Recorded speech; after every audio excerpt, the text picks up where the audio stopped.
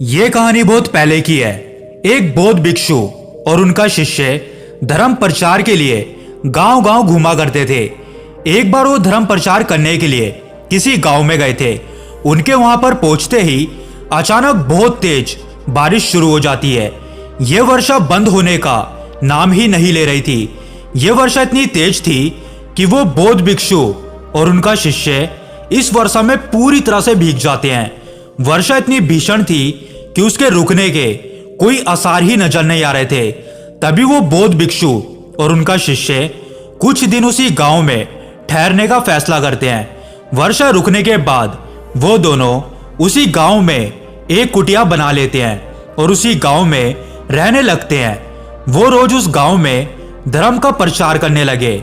उन बौद्ध भिक्षु के उपदेश उन गांव वालों को बहुत ही पसंद आते हैं और धीरे धीरे उस गांव के सभी लोग उनके उपदेश सुनने लग गए। उन गांव के लोगों को उनके उपदेश बहुत ही पसंद आते थे। वो उनका मान सम्मान करते थे और उनको भोजन इत्यादि ये सब भी देने लग गए। और इतना ही नहीं, उन लोगों ने उन्हें दान दक्षिणा भी देनी शुरू कर दी। वो बौद्ध भिक्षु और उनका शिष्य उस गांव में काफी दिनों के लिए रह गए थे। एक दिन अचानक वो बौद्ध भिक्षु अपने शिष्य से कहते हैं कि हे भंते, हम यहाँ पर बहुत दिन रुक चुके हैं। अब हमें यहाँ से चलना चाहिए। हमारा धर्म प्रचार का जो भी काम था वो यहाँ पर पूरा हो चुका है। अब हमें किसी और गांव की तरफ आगे बढ़ना चाहिए। ये सुनकर वो शिष्य कहता है, परंतु क्यों गुरुदेव, यहाँ पर कितना अच्छा है। यहाँ के लोग हमारा कितना मान सम्मान करते हैं, हमें भोजन देते हैं, हमें दान दक्षिणाएं भी देते हैं और हमारे प्रवचन सुनने भी वो रोज यहाँ पर आया करते हैं। अगर आपकी आज्ञा हो तो हम कुछ दिन और यहीं पर रुक जाते हैं और उसके बाद हम यहाँ से चले जाएंगे। तब तक हमारे पास थोड़ा और चढ़ावा भी इकट्ठा हो जाएगा। अपने शिष्य की इस बात को सुनकर वो बौद्ध भिक्षु कहते हैं कि नहीं भंते, हम यहाँ पर और नहीं रुक सकते। हमने पहले ही यहाँ पर बहुत समय दे दिया है। हमें अपने धर्म प्रचार के कार्य को आगे बढ़ाना होगा, इसलिए हम यहाँ पर अब नहीं रुक सकते। और वैसे भी हम एक भिक्षु हैं, हमें धन दौलत से क्या मतलब। ये सब मिथ्या है और ये सब हमारे लिए कोई मायने नहीं रखता।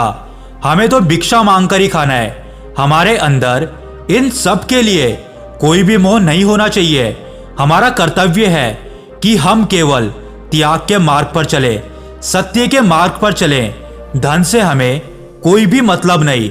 आगे वो गुरुवर अपने शिष्य से कहते हैं कि हमें यहाँ से कुछ भी नहीं ले जाना है। जो कुछ भी यहाँ पर था वो सब यहीं पर छोड़ दो। हम खाली हाथ आए थे और यहाँ से खाली हाथ ही जाएंगे। गुरु का यह आदेश सुनकर उस शिष्य ने जो कुछ भी एकत्र किया था वो सब उसने उसी कुटिया में वापस रख दिया। लेकिन उस शिष्य के मन में अब धन के लिए मोह जाग चुका था। वो इतने सारे धन को यहाँ पर छोड़कर नहीं जाना चाहता था, लेकिन अपने गुरु की आज्ञा का अनादर भी वो नहीं कर सकता था। परंतु फिर भी उसने जाते जाते कुछ सिक्के अपनी झोली में रख लिए।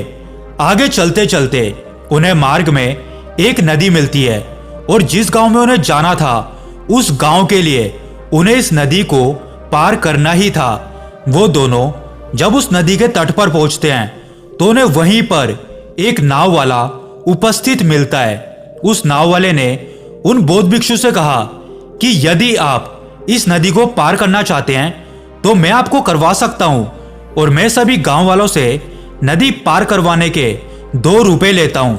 लेकिन आप तो एक संत हैं, ज्ञानी हैं, महात्मा हैं, इसलिए मैं आप लोगों से केवल 1 रुपए ही लूंगा और आपको बड़ी ही सरलता और सहजता से ये नदी पार करवा दूंगा। लेकिन उन बौद्ध भिक्षु के पास तो 1 रुपया भी नहीं था, इसलिए वो उस नाव वाले से कुछ भी नहीं कहते और वहीं पर आसार लगा के बैठ जाते हैं। लेकिन शिष्य ने तो कुछ पैसे अपनी झोली में छुपा कर रखे हुए थे। लेकिन वो शिष्य बिना गुरु की आज्ञा के वो पैसे कैसे निकाल सकता था और ना ही उन्हें कुछ बता सकता था, क्योंकि उसने तो वो पैसे गुरुवर से छुप के अपनी झोली में रखे थे। उसे डर था कि अगर मैंने गुरुवर को बता दिया कि मैंने आपकी आज्ञा के विरुद्ध कुटिया में से कुछ पैसे अपने पास रख लिए थे, तो शायद गुरुवर नाराज हो जाएंगे, मुझे डांटेंगे और फिर मुझे यहीं पर छोड़ के चले जाएंगे।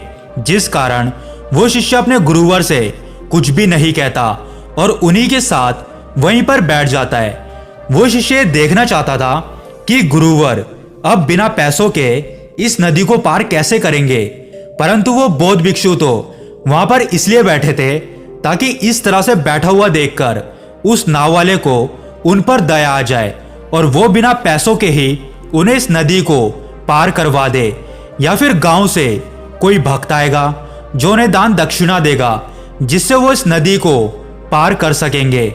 पर इस इंतजार में उन्हें काफी समय बीत गया। ना तो कोई गांव से आया और ना ही उस नाव वाले ने उन पर दया की। अब तक नाव वाले ने भी उनसे कुछ नहीं कहा था। धीरे धीरे शाम का समय होने लगा, लेकिन अभी भी वो इसी प्रतीक्षा में बैठे हुए थे कि कोई आएगा और उनकी मदद करेगा। लेकिन वहां पर ना तो कोई शिष्य आया और ना ही उन्हें कोई ऐसा सहायक मिला जो उस नाव वाले को 1 रुपया दे दे ताकि वो नाव वाला उन बौद्ध भिक्षु और उनके शिष्य को यह नदी पार करवा दे। धीरे धीरे रात का समय होने लगा और वो नाव वाला अब उन्हें डराने लगा, उन्हें भयभीत करने लगा।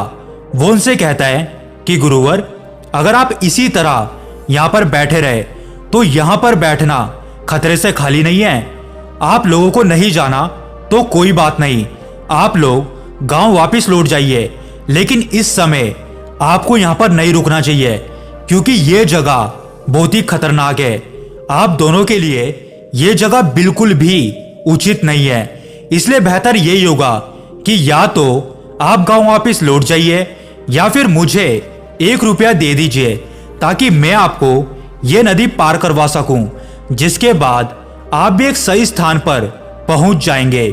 और यदि आप नहीं जाना चाहते तो कोई बात नहीं, लेकिन मैं भी रात को यहाँ पर नहीं रुकता हूँ, मैं भी अपनी नाव को लेकर यहाँ से चला जाता हूँ। जैसे उस शिष्य ने उस नाव वाले के मुंह से खतरे की बात सुनी तो वो काफी डर जाता है और डर के मारे वो अपनी झोली में से उन सिक्कों को निकाल लेता है और उस नाव वाले को देकर कहता है कि आप जल्दी कीजिए और हमें इस नदी को पार करवा दीजिए। उस नाव वाले को जैसे ही वो सिक्के मिलते हैं तो वो उन बौद्ध भिक्षु और उनके शिष्य को अपनी नाव में बैठा लेता है और उन्हें बड़ी सहजता से नदी को पार करवा देता है। नदी पार करने के बाद वो बौद्ध भिक्षु अपने शिष्य से पूछते हैं कि तुमने गांव का चढ़ावा अपने पास क्यों रखा है? मैंने तुम्हें पहले ही मना किया था ना कि हमें धन के मोह में नहीं आना चाहिए। ये धन, ये चढ़ावा उन्हीं लोगों का है, तुम्हें इसे वहीं पर छोड़ देना चाहिए था, लेकिन तुमने मेरी बात नहीं सुनी। ऐसा क्यों शिष्य? इस बात को सुनकर वो शिष्य कहता है कि हे गुरुवर, अगर ये सिक्के मेरी झोली में ना होते तो हम दोनों आज कष्ट में आ जाते। हम दोनों को उसी डरावने स्थान पर अपनी पूरी रात बितानी पड़ती। और जैसा कि उस नाव वाले ने कहा था कि वो जगह खतरे से खाली नहीं है, तो फिर उस स्थिति में तो इन सिक्कों ने ही हमारी मदद की है, हमें एक उचित स्थान तक पहुंचाने में हमारी सहायता की है, तो फिर इसमें मैंने गलत क्या किया? ये सुनने के बाद वो बौद्ध भिक्षु मुस्कुराते हैं और उससे कहते हैं कि जब तक तुम्हारी झोली में वो सिक्के थे तब तक हम कष्ट में थे, लेकिन जैसे ही तुमने उन सिक्कों को अपनी झोली में से निकाला वैसे ही हमारा काम बन गया। यही तो मैं तुम्हें समझाना चाहता हूं कि त्याग में ही हमारा सुख है, क्योंकि जैसे ही तुमने उन सिक्कों का त्याग किया उसके बाद का परिणाम तो तुम्हारे सामने ही है।